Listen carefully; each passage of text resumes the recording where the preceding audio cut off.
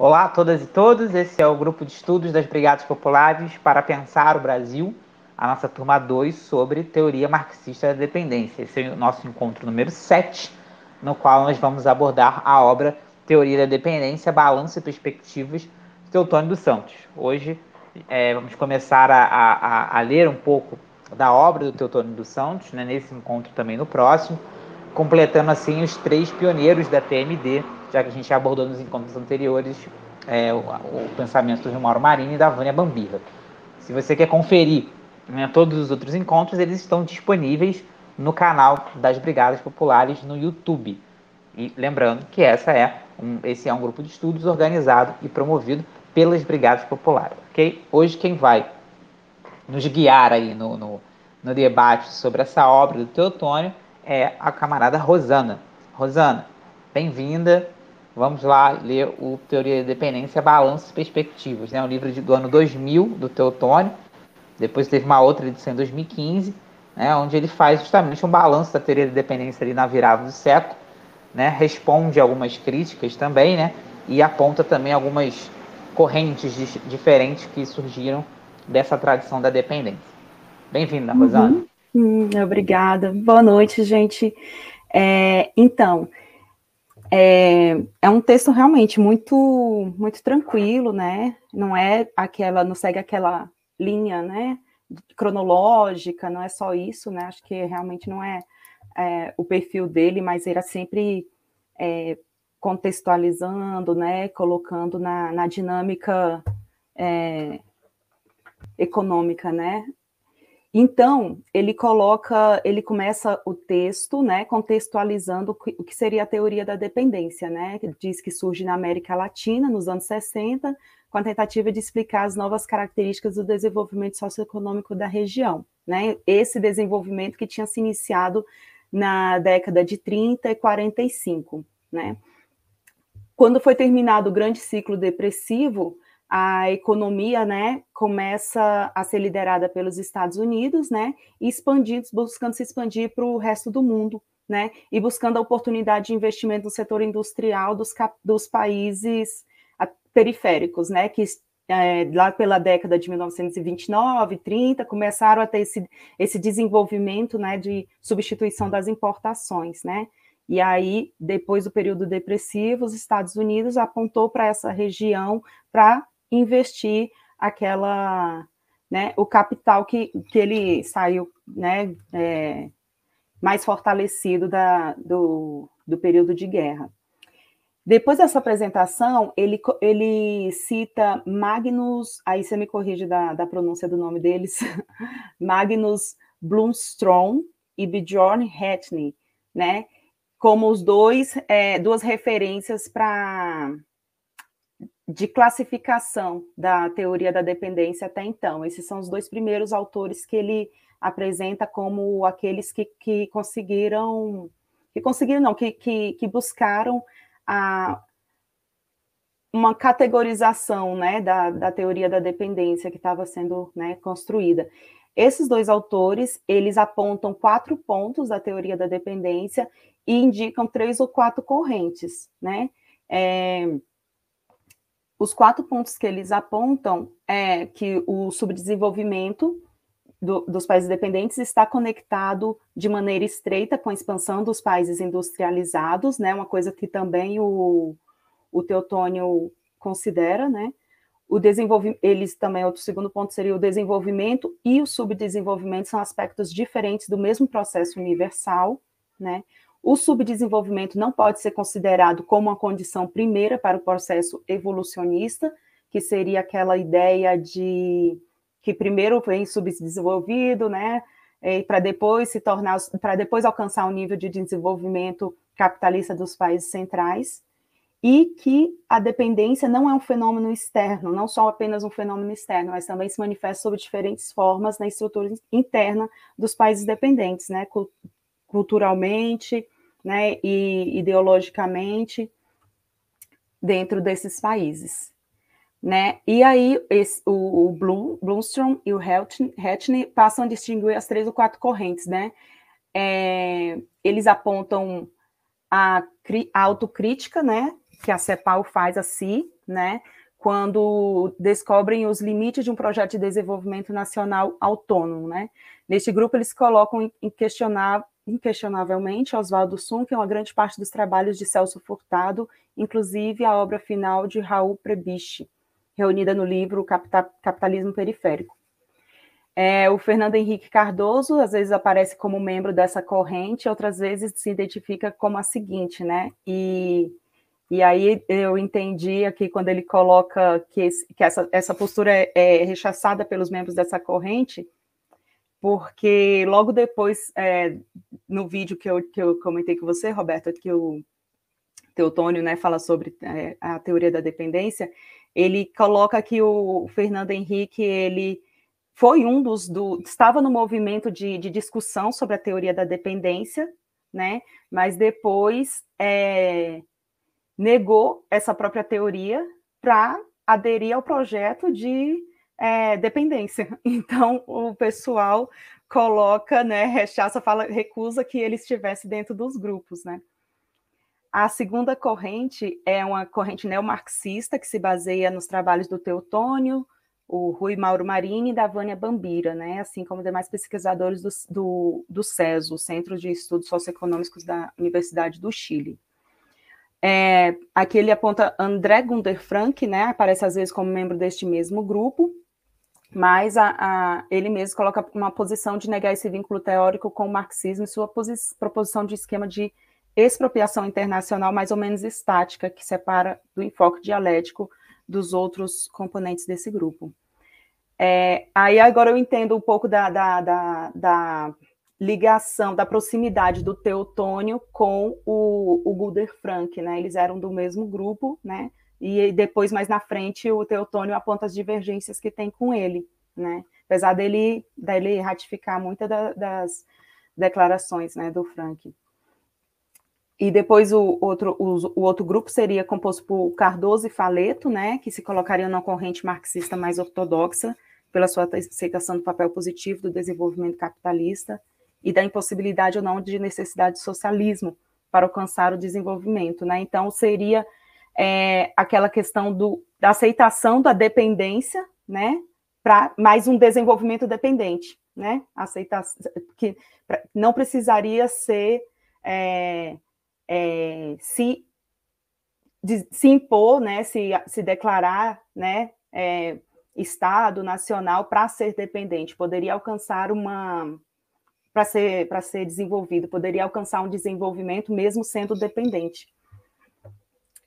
E a quarta corrente aqui que os dois autores apontam seria o Frank, né, representando a cristalização da teoria da dependência fora das tradições marxistas ortodoxas ou neomarxistas, né? Aí, depois de colocar esses dois primeiros autores como, né, aqueles que iniciaram essa categorização, digamos, né, da teoria da dependência, o Teotônio vem e traz a informação de que o André Gunder Frank, né, fez um levantamento baseado em 5 livros da década de 90, né, e conseguiu pontuar alguns detalhes dessa corrente, né, desse movimento, né, e a grande dispersão, né, de pontos de vista entre eles, né. O que Gunder Frank trazia, né? Deixa eu procurar aqui. Ele faz um levantamento, né, dos autores. O Teotônio coloca os autores que o Guder Frank, né, identificou. Aí, dentre os estruturalistas, tem os Prebisch, Furtado, Sunkel, Paes, Pinto, Tavares, Jaguaribe, Ferro, Cardoso e Faleto, né? E, assim, eu acredito que esses autores são muito mais próximos da sociologia. Eu não conheço, não consegui identificar nenhum aqui. Os autores de referência da minha formação estão bem diferentes. E no que diz respeito à teoria da dependência, além de Cardoso e Faleto, aparecem ligados ambas as escolas os demais pensadores mencionados, que eram Baran, Frank, Marini, dos Santos, Bambira. Esses são os autores que o Guder Frank também, né, levantou. dos autores que ele, né, levantou, ele também diferencia a teoria da dependência entre os reformistas, não marxistas, os marxistas e os neomarxistas. E aí ele fez um quadro, né, ali né, para categorizar, colocar cada um, né, dentro da sua edificação. É claro que um sempre está dentro de um lado, mas também compõe um outro. Bem fluido, né, a composição. E aí ele traz alguns livros, né, os livros que são referência. Achei interessante porque, né, a gente pode ir direto na fonte também, né, se tiver condições de tempo para poder fazer isso, ir direto aqui nas fontes, né, segundo Gunther Frank, de teorias, né, teóricos da teoria da dependência. Então,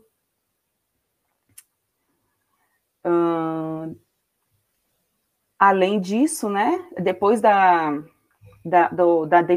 identificação dos autores que o Gunther Frank identificou, o Teotônio também traz outros brasileiros que contribuíram para a discussão, não diretamente, talvez, para a discussão da construção da teoria da dependência, mas, pelo menos, pela construção de uma forma de se pensar a realidade social de forma mais realista, mais nacional, né, mais próxima, e não de forma importada, né? Aí ele citou Maria Teg, Gilberto Freire, Caio Prado Júnior, Josué de Castro, Guerreiro Ramos, Raul Prebisch, Sérgio Bagu, que inclusive, junto com Caio Prado Júnior e o Frank, também fazia crítica à teoria do feudalismo, né, que são um dos pilares um dos apontamentos da crítica da teoria da dependência. Aí ele também traz Florestan Fernandes e Gino Germani. Eu achei interessante que o Teotônio, né, ele parece que tem uma proximidade muito forte com o Gunther Frank. Não conheço também o Gunther Frank, mas nesse texto ele foi o que mais desenvolveu, além da própria teoria, né? O Teotônio, mais na frente, desenvolve a sua crítica, né, sobre a situação econômica e por que a teoria, e as coisas que a teoria da dependência explica, né, mas ele também traz alguns pontos importantes aqui do Gunther Frank, né? Por exemplo, a postura do Gunther Frank de se colocar radicalmente contra a ideia de que a América Latina tem os resquícios feudais, né? Ele coloca que o Gunther Frank não aceitava isso, porque, segundo ele, o latifúndio, né, ele não tinha possibilidade, na verdade, não do latifúndio, não tinha possibilidade de haver uma revolução do modo como aconteceu no início da Revolução Burguesa, né, que tinha aquele contexto de feudalismo, o início da burguesia e proximidade com a população servil, porque, segundo ele, a burguesia aqui não estava interessada na realidade nacional, a burguesia nacional estava apenas interessada em atender o capital externo, então não tinha possibilidade de se caracterizar como caracterizou na época do feudalismo europeu, não tinha como acontecer uma dinâmica parecida, porque a burguesia aqui não tinha esse olhar para um desenvolvimento nacional, mas só de atender os interesses externos. Que Teotônio vai falar que ele subestima essa situação. Segundo ele, né, há sim um interesse, né, da burguesia nacional, né, e tanto que se apoia, né, nos estudos da Federação de Empresários, como é que é? Federação Nacional das Indústrias, né, iam ter o apoio para um projeto nacional, mas diante das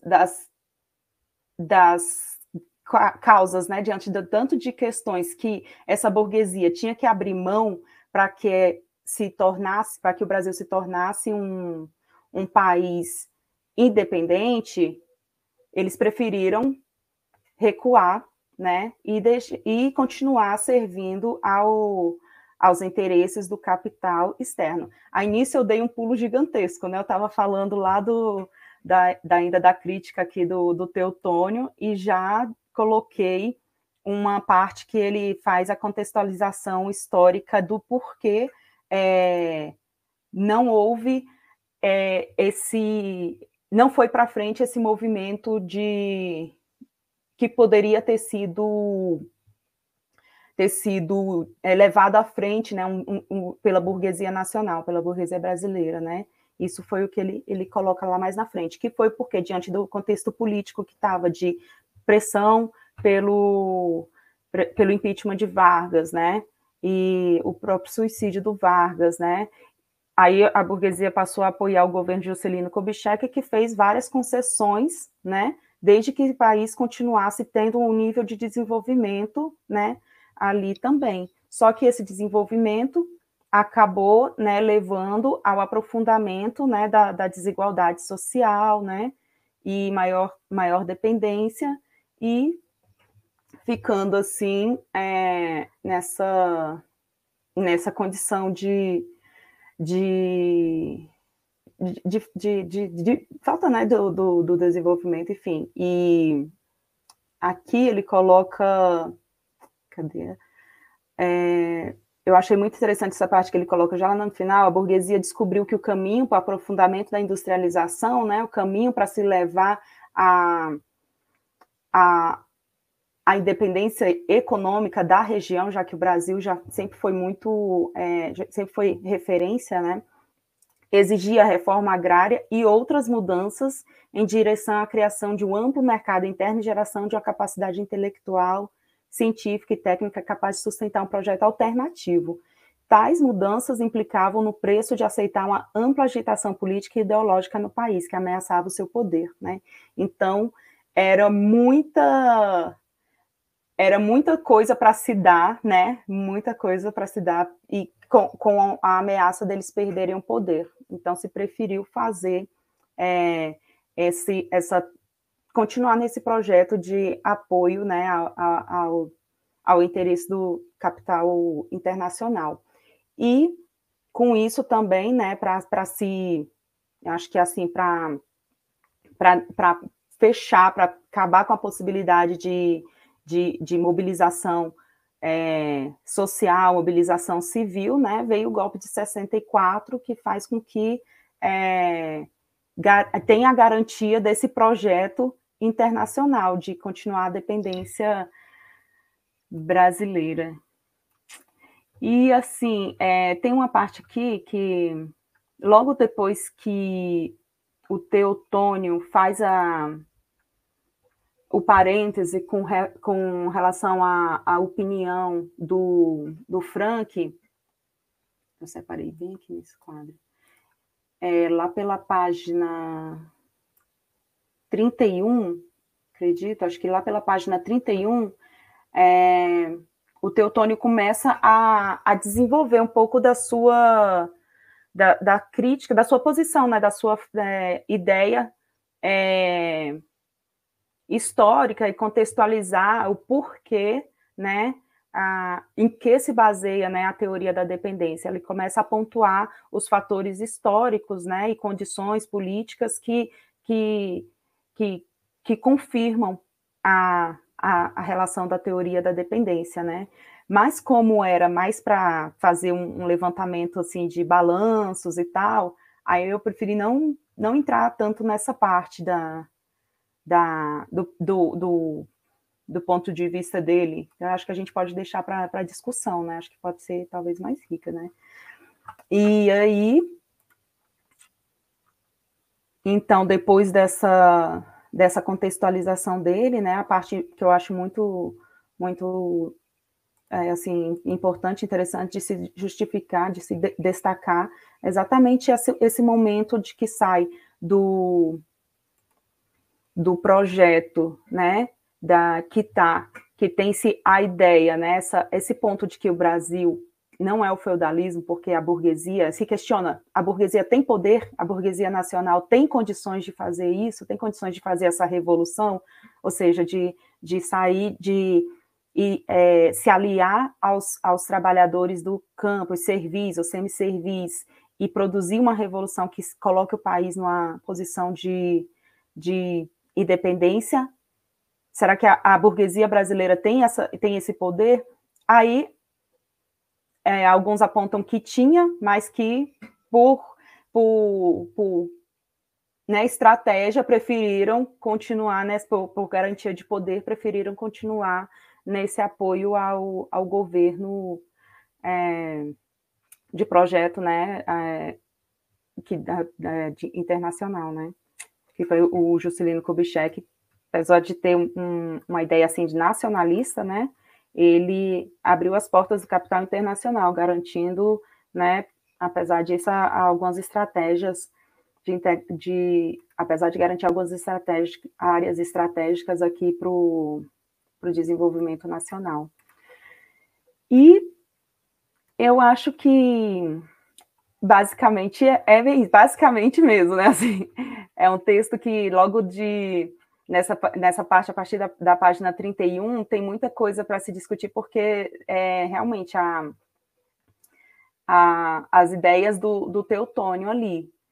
Mas se for para colocar uma classificação, né, de desenvolvimento da teoria da dependência, acredito que seriam os pontos a serem destacados. E ali, já no final, ele coloca, né, que... Deixa eu deixar mais aqui. Reafirma, né, a necessidade de se repensar a questão do desenvolvimento dentro de um contexto teórico muito mais amplo, né? E tem um ponto também, Roberto, que eu acho que ele já começa, dentro dessas discussões que ele traz, acho que ele já começa a colocar um pouco da questão do sistema mundo. Não sei se é essa outra discussão que eu percebi um pouco disso, que acho que ele já começa a apontar, né? Que é uma outra discussão que ele traz, né? E é isso. Obrigado, Rosana. Obrigado pela apresentação.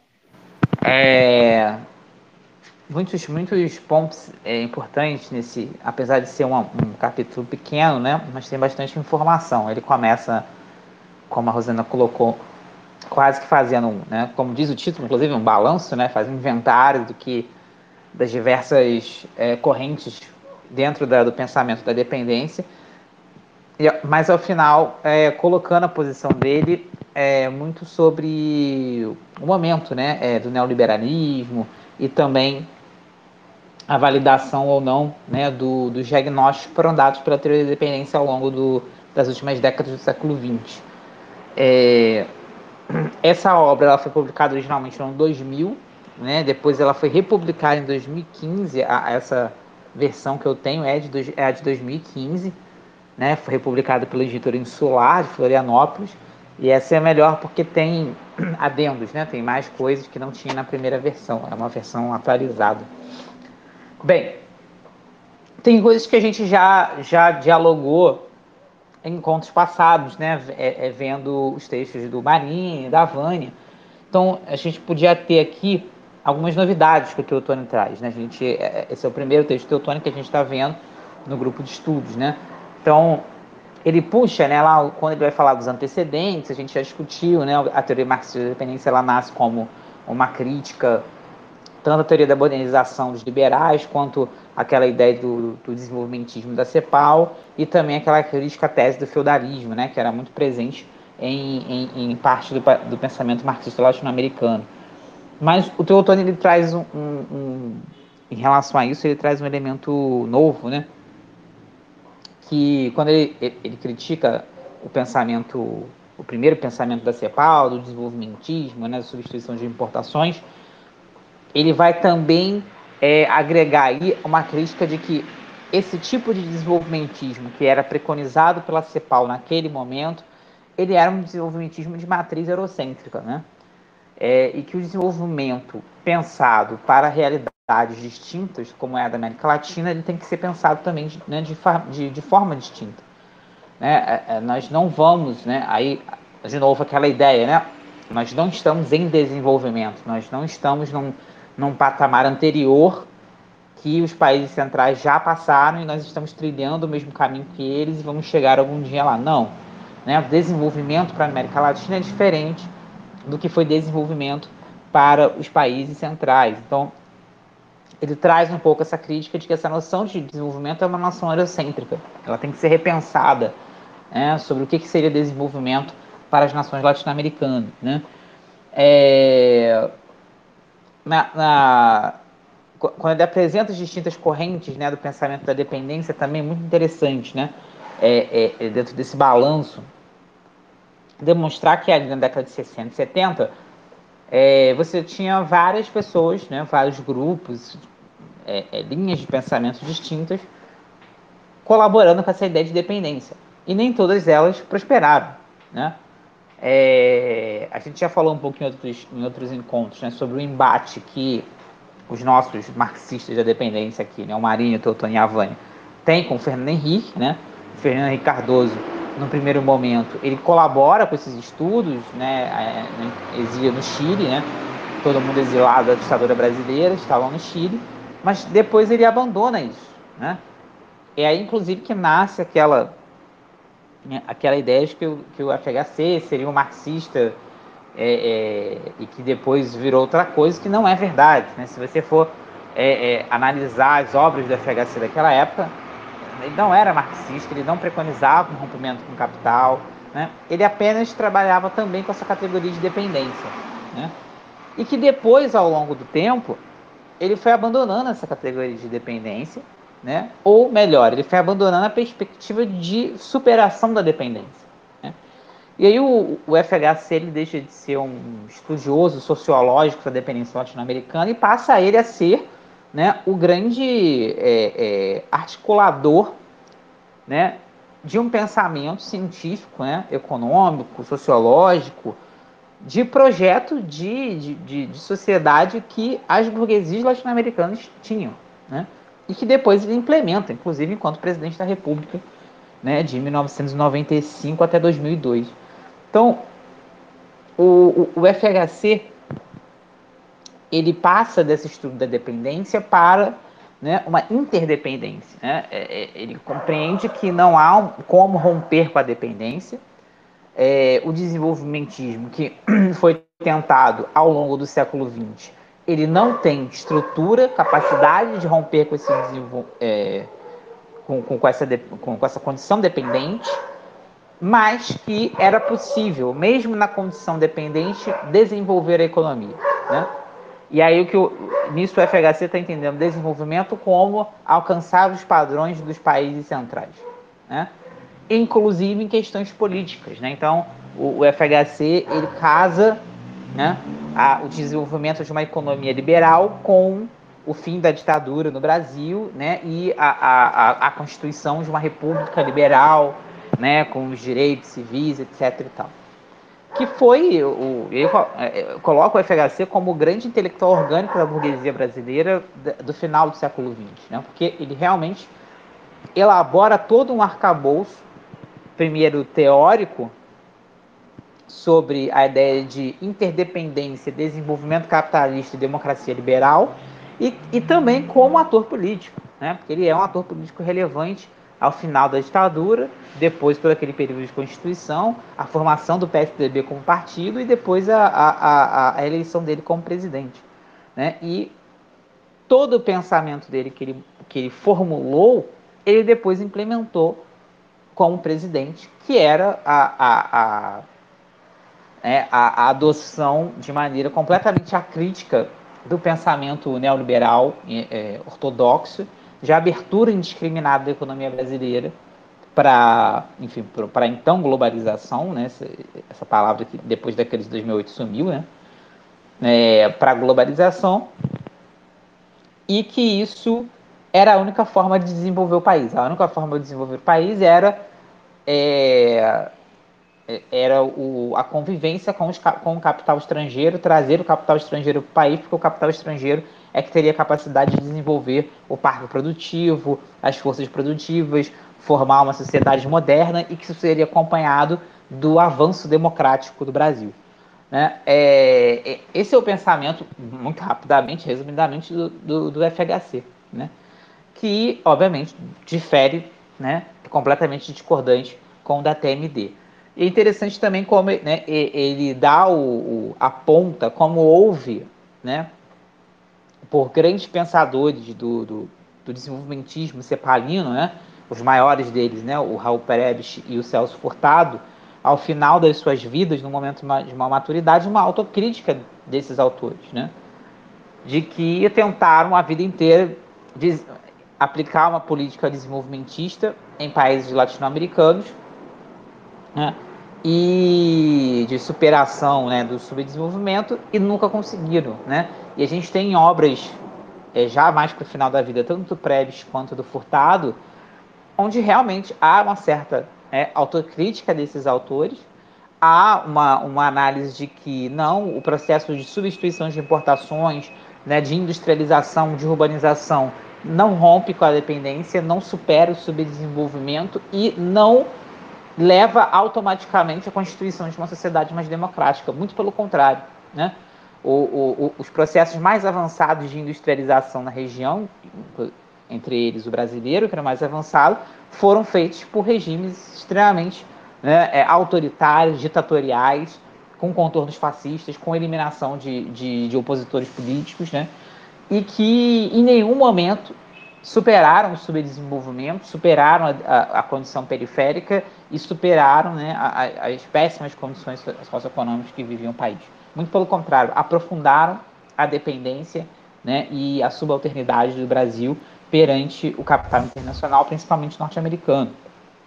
Então, no final da vida, o Prebisch e o Furtado fazem uma certa autocrítica, né, até numa própria releitura crítica das suas próprias obras, né?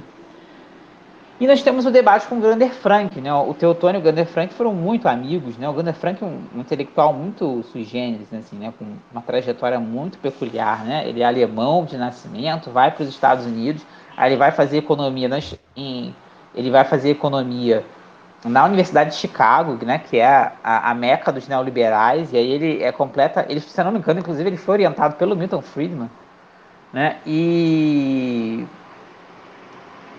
é totalmente crítico ao neoliberalismo, né? Ele estava ali no berço do neoliberalismo, né?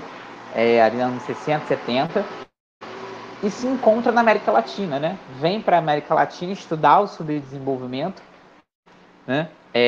Faz a obra clássica dele, né? Que é o desenvolvimento do subdesenvolvimento, explicando, né? Assim como os nossos teóricos da dependência, explicando o porquê o subdesenvolvimento não era uma etapa anterior, não era falta de capitalismo, criticando as teses da ideia de feudalismo nas economias latino-americanas, etc. E um diálogo participa, na verdade, né, do grupo da TMD, na confecção da TMD, mas nunca se reivindicando marxista, né? Ele queria ser mais amplo e tal.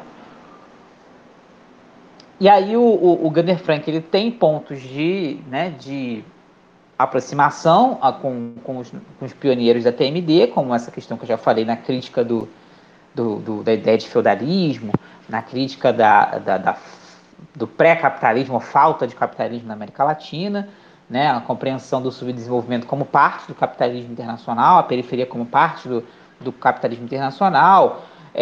A América Latina nasce como produto da expansão do capitalismo comercial, né? Inclusive a adoção da escravidão nas colônias latino-americanas, outras formas de trabalho compulsório na América Latina existiram porque eram necessárias para a acumulação de capital, mas também tem pontos de divergência. E acho que aí o Teotônio ele vai qualificando um debate, né?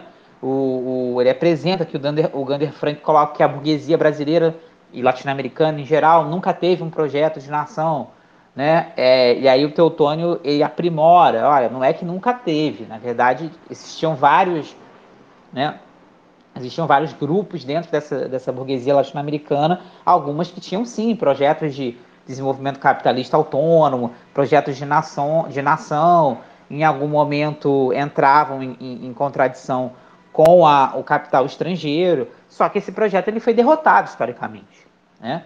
Ele foi derrotado historicamente, e aí ele, justamente, o Teutônio, ele aprimora um pouco o debate, ele coloca, olha, essa é uma posição, ela existia, mas ela foi derrotada, essa burguesia realmente ela capitulou, né? Ela abandona uma certa aliança que ela tinha com setores da classe trabalhadora, que foi essa aliança, né? A base social de sustentação dos governos nacionais desenvolvimentistas, né? No caso do Brasil, os governos do trabalhismo, né?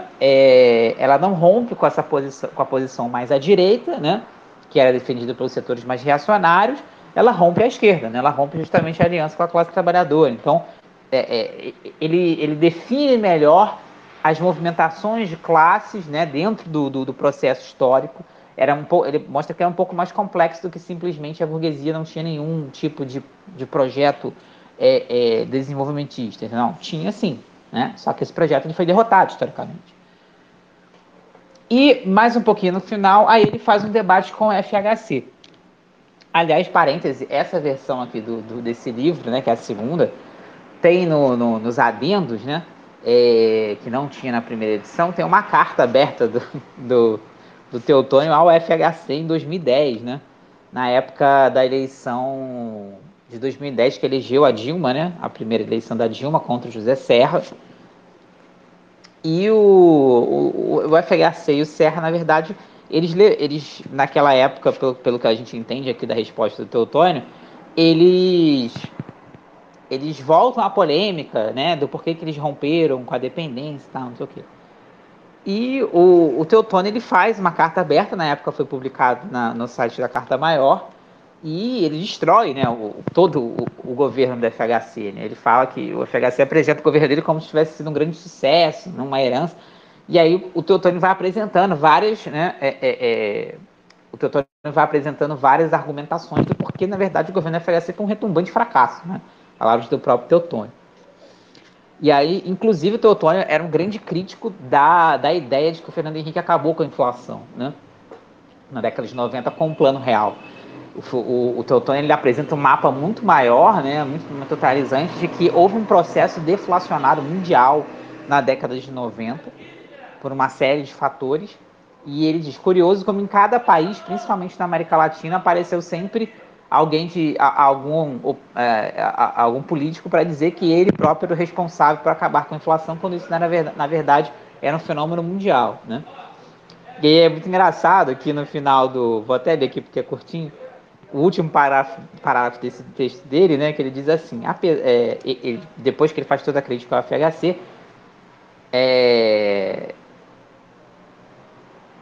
ele vai fazer uma fala diretamente ao Cardoso e ao José Serra, né? Ele fala assim, apesar de tudo isto, me dá raiva, mas em nome de uma velha amizade, eu ainda gosto de vocês, mas quero vocês longe do poder no Brasil, como a grande maioria do povo brasileiro.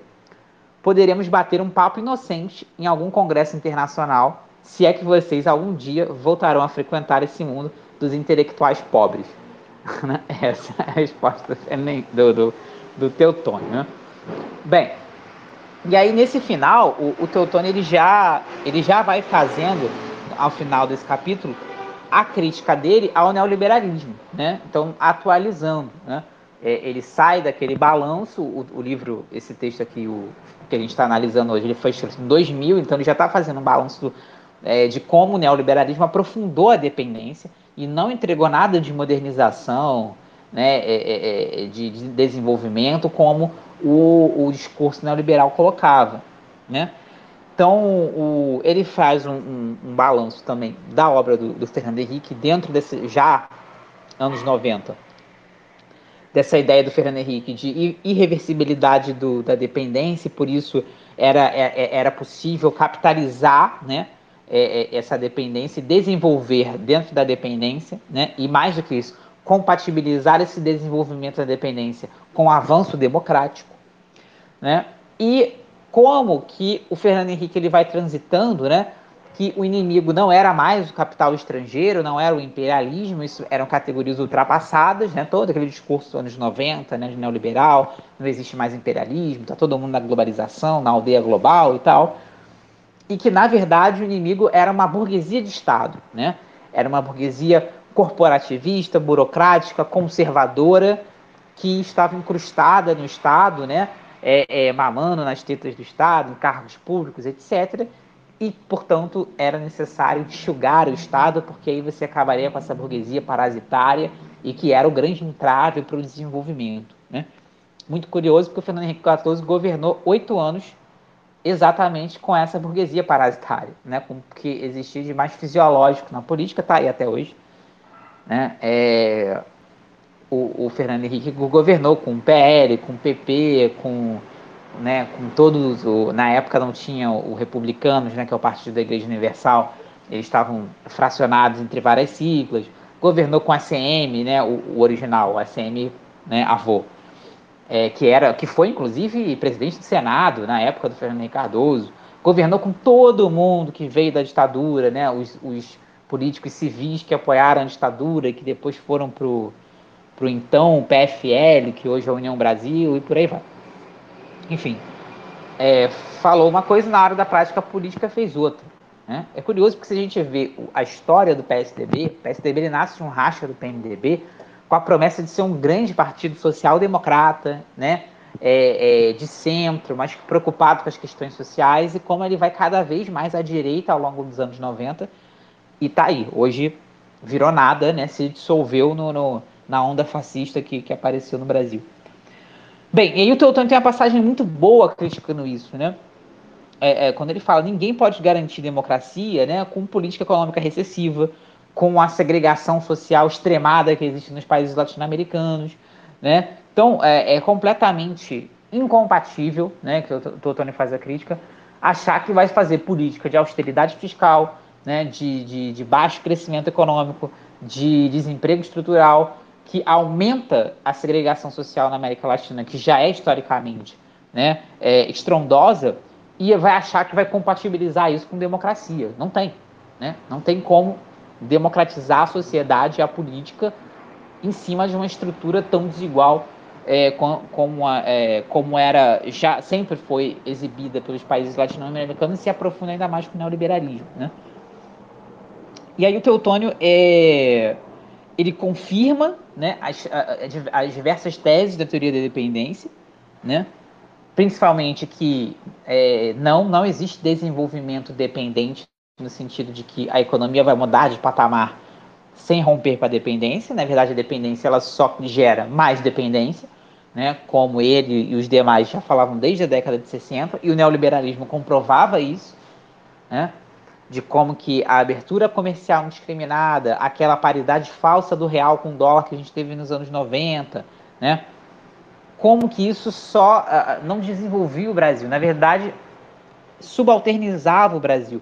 E aí ele já começa, apesar do texto ser do ano 2000, ele já delineia o que iria acontecer com a economia brasileira. Né? Desindustrialização, né? A reprimarização da pauta exportadora, como isso tem um peso enorme no aumento do desemprego, que se torna estrutural, né, na degradação ambiental, na financiarização da dívida pública.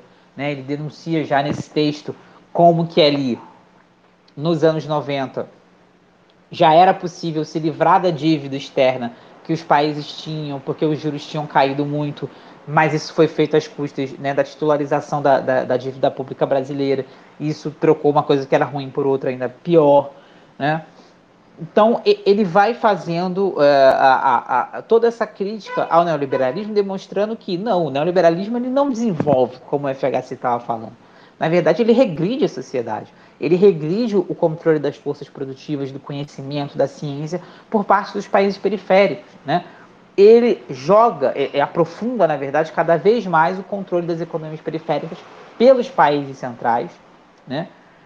Chegando ao âmago de desindustrializar algumas dessas economias, como é o caso que acontece com o Brasil. E aí, quando você desindustrializa, principalmente a indústria de transformação, você perde composição técnica, né? Você perde conhecimento científico. Ele denuncia no no texto, né, como que ocorre, né, a perda de cérebros, né? Um país que não desenvolve tecnologia, que não desenvolve ciência, né, que não domina as forças produtivas de ponta, realmente não precisa de cientistas, né? E aí o que acontece é que a maior parte dos pesquisadores vai embora, né? E a gente está vendo isso acontecer hoje, né? O que tem gente que foi embora para Portugal, que foi embora para outros países, porque aqui o diploma não vale nada. Para que você vai fazer doutorado, pós-doutorado, se o país, né, só planta soja, né? Não desenvolve nada. E nem o maquinário e tecnologia que é utilizada lá no agronegócio da soja é feita aqui, vem tudo de fora também. Então nem para isso serve. Então, o Teotônio ele já vai marcando como que a falácia que era daquele discurso, e aí, né, a coragem do Teotônio de denunciar isso já ali, na virada do século, quando esse discurso ainda era hegemônico, né? De que tinha que abrir, liberalizar, acabar com o direito trabalhista, privatizar tudo, etc., porque isso ia desenvolver, ia trazer taxas de crescimento maravilhosas, e todo mundo ia virar consumidor, né? Todo mundo ia virar empreendedor. E nada. Na verdade, o que dava era a reprimarização da economia, a mecanização do campo que não se traduz em soberania alimentar, o inchaço das cidades, a favelização, que é resultado de uma estrutura econômica que não consegue abrir espaços, né? Abrir postos de trabalho, porque as pessoas são supérfluas, né? Não precisa, a estrutura econômica do país não comporta a população do país e tudo mais. Então, é um texto do Teotônio, apenas um capítulo, né, desse livro, mas que é um balanço muito bom, né, da dependência, e como ali a gente vê que ele já deixava a porta aberta ali para né, um passo à frente da teoria de dependência, agora pensando no neoliberalismo, pensando no aprofundamento que o neoliberalismo causou da condição periférica, né, e a atualização, como a teoria da dependência continuava atual, né, para fazer a crítica do capitalismo periférico e mesmo para o neoliberalismo que naquele momento graçava em plena hegemonia nos anos 90. Então, é um pouco do que tem nesse livro. Essa versão, como eu disse, né, de 2015, que é a segunda edição, tem mais textos que foram escritos posteriormente, né, e que servem de edição ampliada. Bem, é isso, gente, que eu tinha para falar. Agora vamos abrir aqui para ver se mais colegas querem comentar esse texto do grande Teotônio. Ah, sim, outro ponto que é só para fechar, que a Rosana falou, que ele já coloca alguma coisa da teoria do sistema mundo também, né? É verdade. A gente guardou isso para o próximo encontro, né? O texto do próximo encontro também é do Teotônio, né? Que ele vai mostrar como a influência internacional da teoria da dependência e como ela influenciou justamente a teoria do sistema mundo, na qual ele também se enquadra, né? O pensamento dele ele vai se desenvolvendo da teoria da dependência para a teoria do sistema mundo. Aí a gente eu não vou falar muito disso hoje, porque o próximo texto, né, do nosso próximo encontro vai abordar isso mais. Bem, vamos abrir aqui para os demais colegas participarem.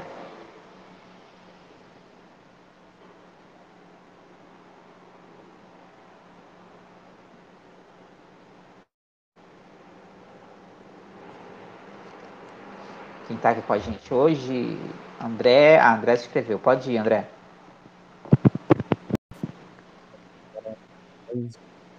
Conseguem me ouvir direitinho? Enfim, acho que dá para ouvir, né? Beleza.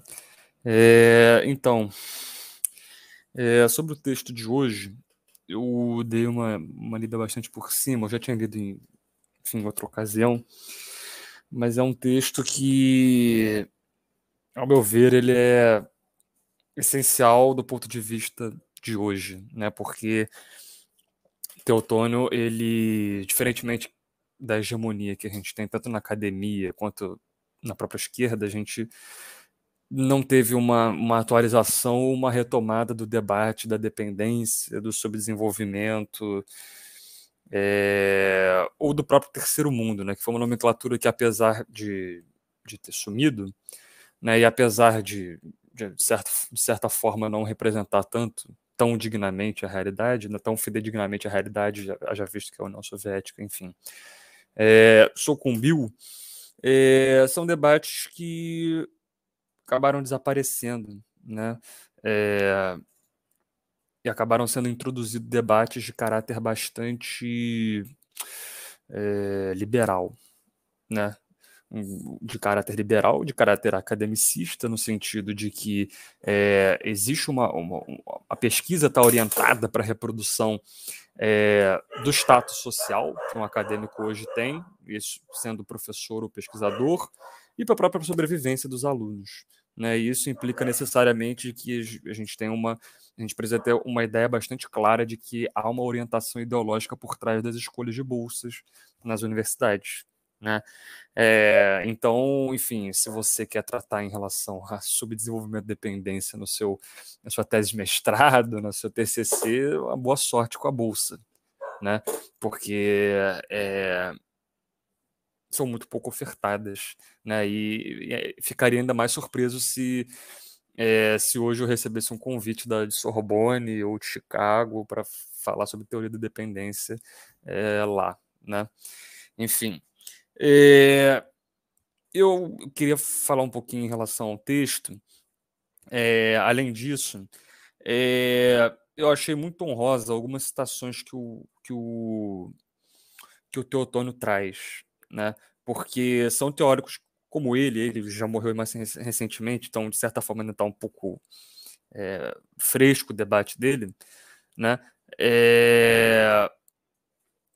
Ele traz alguns teóricos muito importantes, como o Caio Prado Júnior, mas em especial dois que ele cita, né, que são dois que a gente acaba não citando, não trabalhando muito aqui por razões de não ser o foco, né?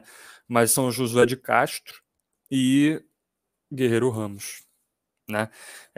Que apesar de não serem da linha da teoria de dependência, são teóricos, os dois eram trabalhistas, enfim, os dois foram do PTB. Guilherme Ramos morreu em 82, se não me engano, e o Josué de Castro morreu já faz mais algum tempo, morreu, enfim, amargurado no exílio, tal como Jango, e que são dois teóricos, somados a inúmeros outros, que tiveram uma grande participação na leitura, né, do Teotônio dos Santos, né, assim como o Caio Prado Júnior também teve, e o Nelson Werneck Sodré se leram bastante, né? E a gente tem essa ideia, né, a partir do Josué de Castro, por exemplo, que é da linha da geografia, da nutrição, e o Guerreiro Ramos, que vai mais para o campo da sociologia, de que, enfim, a gente precisa expandir a teoria da dependência, a gente precisa expandir para além da economia, né? Eu acho que talvez o recado que o Teotônio queria trazer com isso é expandir, né? É expandir para o Josué de Castro, que analisava a fome, porque, enfim, foi mais uma denúncia do Teotônio dos Santos, né? Como é que foi sequestrado pelo liberalismo, as discussões tão essenciais como Josué de Castro, né? Que hoje se fala tanto de Josué de Castro, um grande lutador contra a fome, então como é que a gente vai responder à fome? Com um Bolsa Família? Não.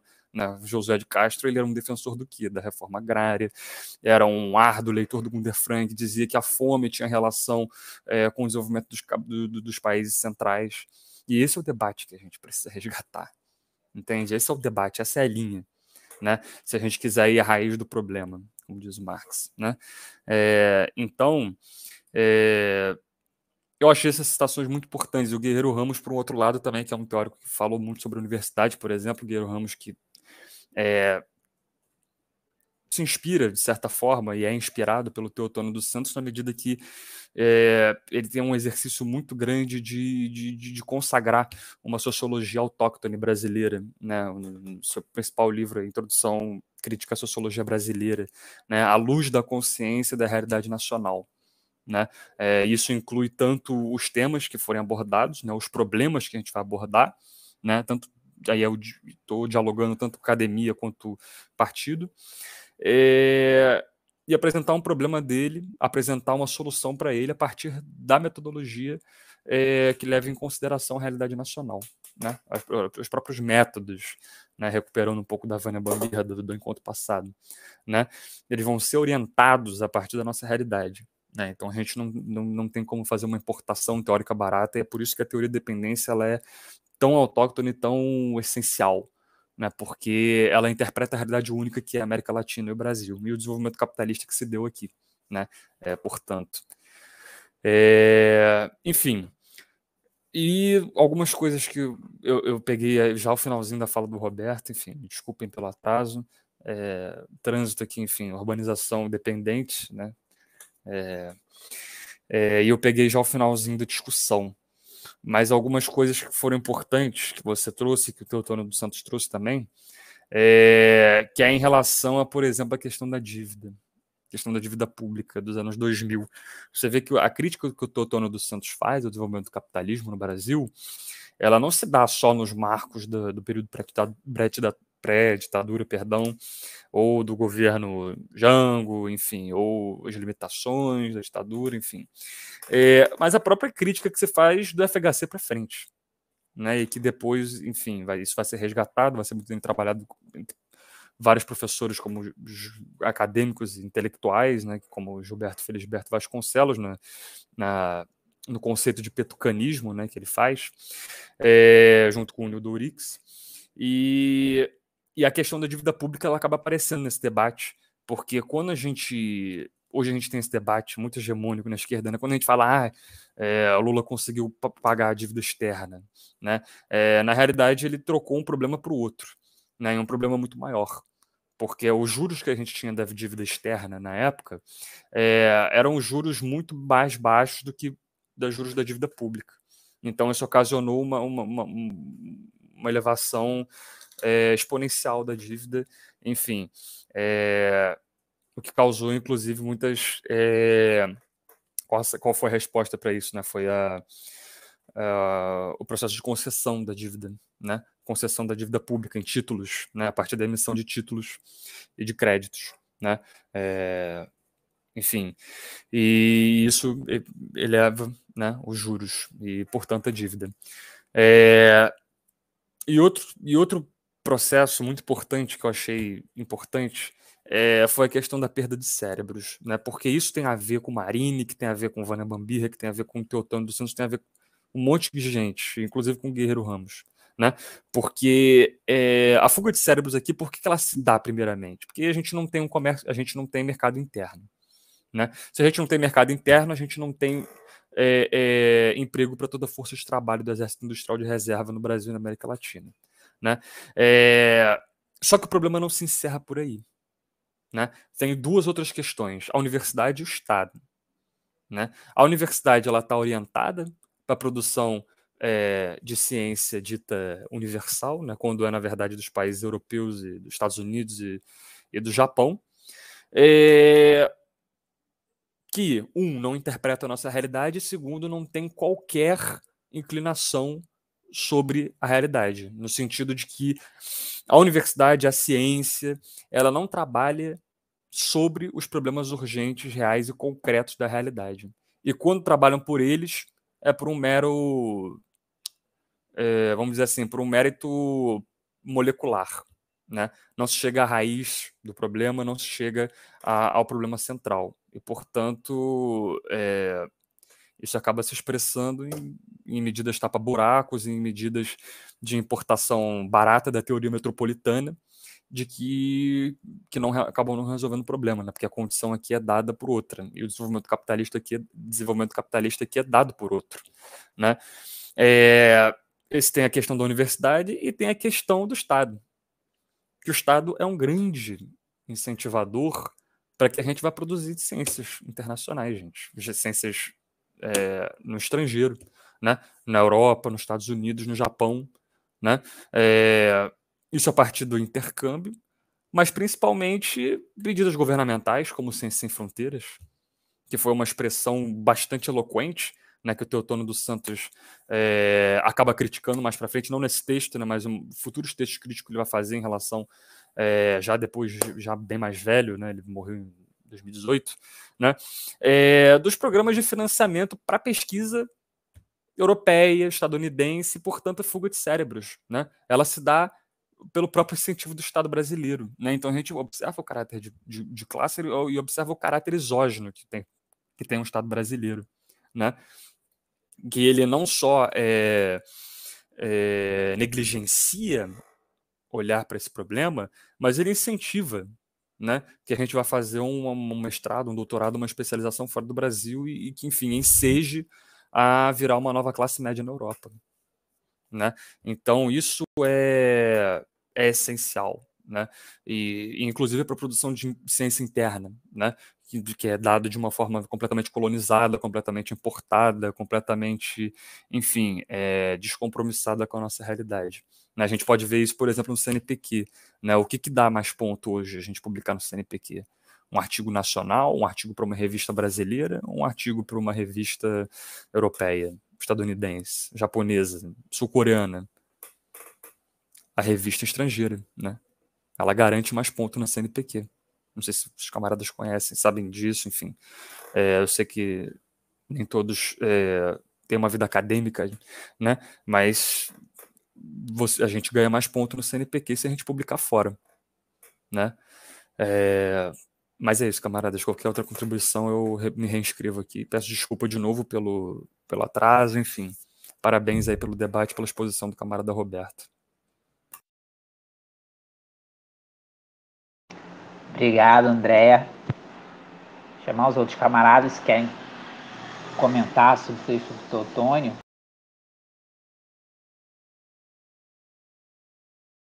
Com esse grupo, né?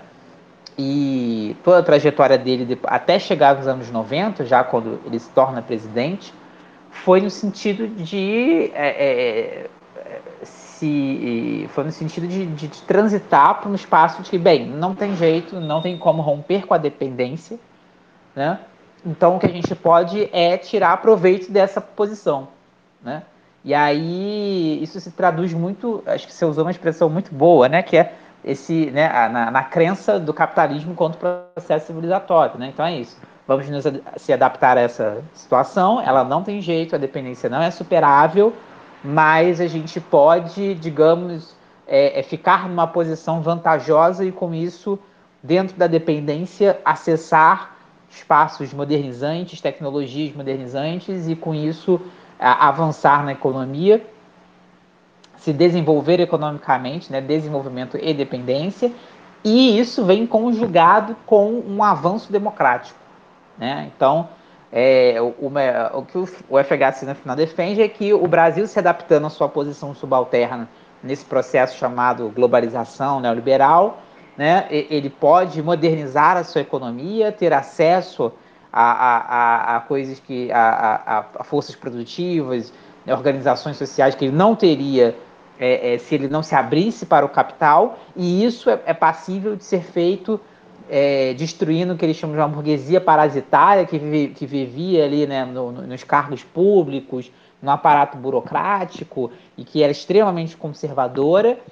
Ou seja, seria ainda possível, dentro desse processo, conjugar isso com um avanço democrático, né? A constituição de uma grande república liberal, né? Com participação, pluripartidarismo, participação assegurando os direitos civis, eleições, etc. Né?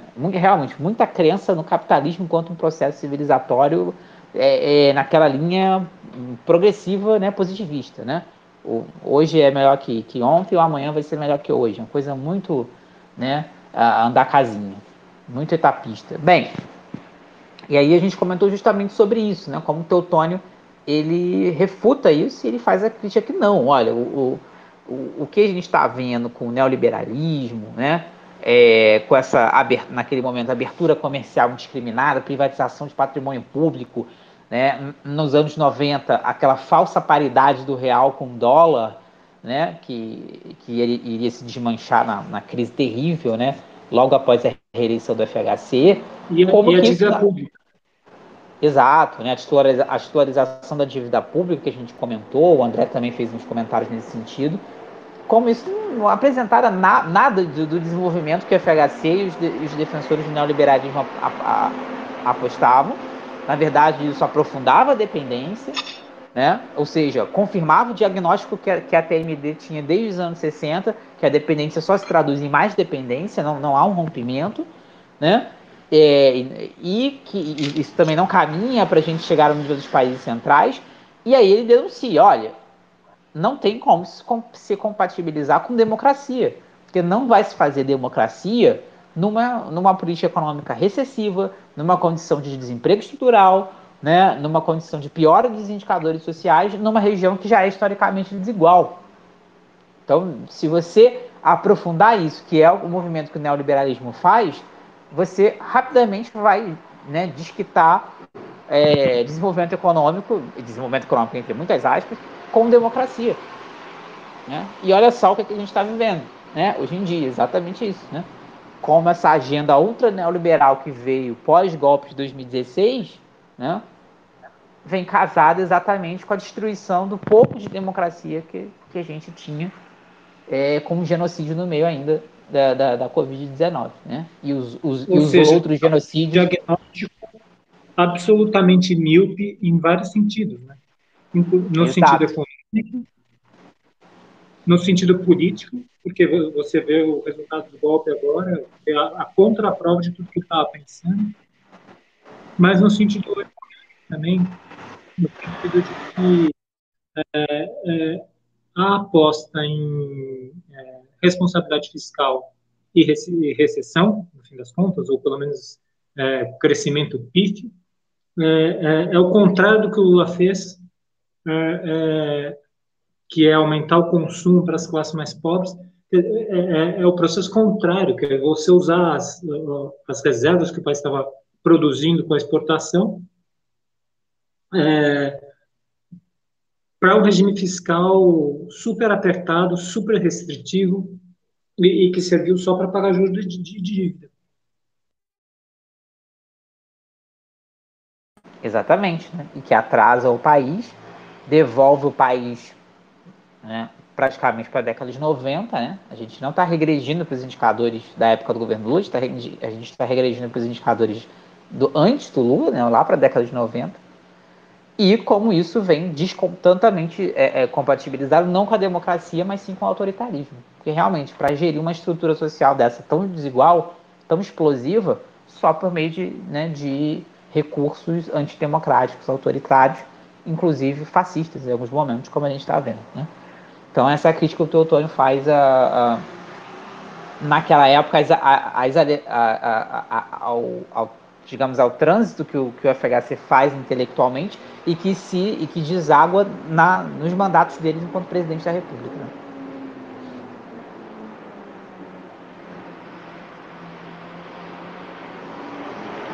Bem, gente, se ninguém tiver mais nada a colocar, acho que todo mundo já falou, todo mundo falou que está presente aqui no ao vivo. Eu acho que a gente pode caminhar para o final, né? Vou pedir aí para os que estão presentes aqui ao vivo após o término, ficar aí para após o término da gravação a gente já programar o encontro da semana que vem, tá? E vou agradecendo a todo mundo que nos acompanhou aí no vídeo gravado no YouTube, lembrando que esse grupo de estudos é organizado pelas Brigadas Populares, né? E todos os encontros desse grupo de estudos estão disponíveis no nosso canal do YouTube. São 9 encontros ao total desse grupo de estudos para pensar o Brasil, a turma 2, sobre teoria marxista da dependência, assim como a turma 1, que foi a nossa leitura da obra O Povo Brasileiro, do Darcy Ribeiro, também totalmente disponível no nosso canal no YouTube. Então, agradeço a sua audiência e a gente se vê na próxima. Até lá!